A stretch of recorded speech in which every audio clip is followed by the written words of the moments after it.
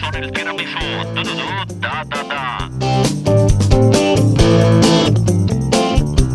Noi siamo qui in questa bellissima spiaggia di Lignano appunto per questi 2 giorni di Golden Nights che ci vedranno partecipare per quanto riguarda la parte sportiva.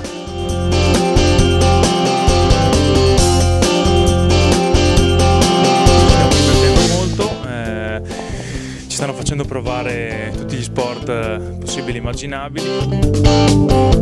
Innanzitutto si chiama movimento, che la gente viene, la gente si diverte, partecipa e facilmente viene innamorato di uno sport, gli fanno vedere diversi sport e vedono da vicino i campioni. Quando tu vedi un campione da vicino ha comunque un impatto.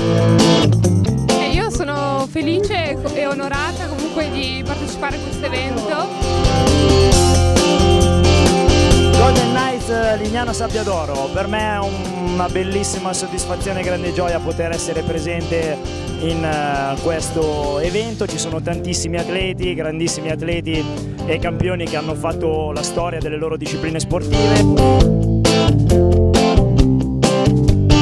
Noi ringraziamo moltissimo la Regione Friuli per averci offerto questa possibilità per essere qui questa sera e ringraziamo voi perché speriamo che ci veniate a trovare e speriamo di piacervi, guardate i nostri video e a tra poco.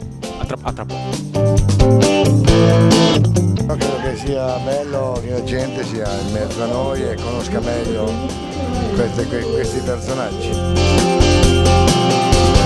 Va bene, sono appena andato a fare un bagnetto con i canottieri.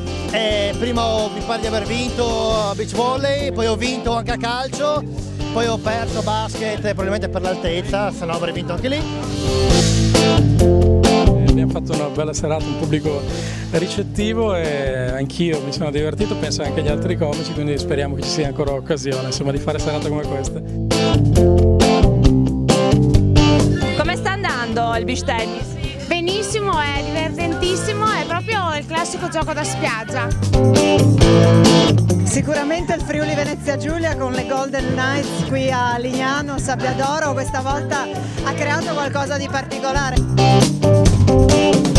Credo sia stata un'occasione per molti per conoscere anche da vicino questi campioni che hanno veramente vinto titoli importanti. Siamo in Roma a terra, siamo qua stasera ai Golden Night a Lignano Sabbia d'Oro.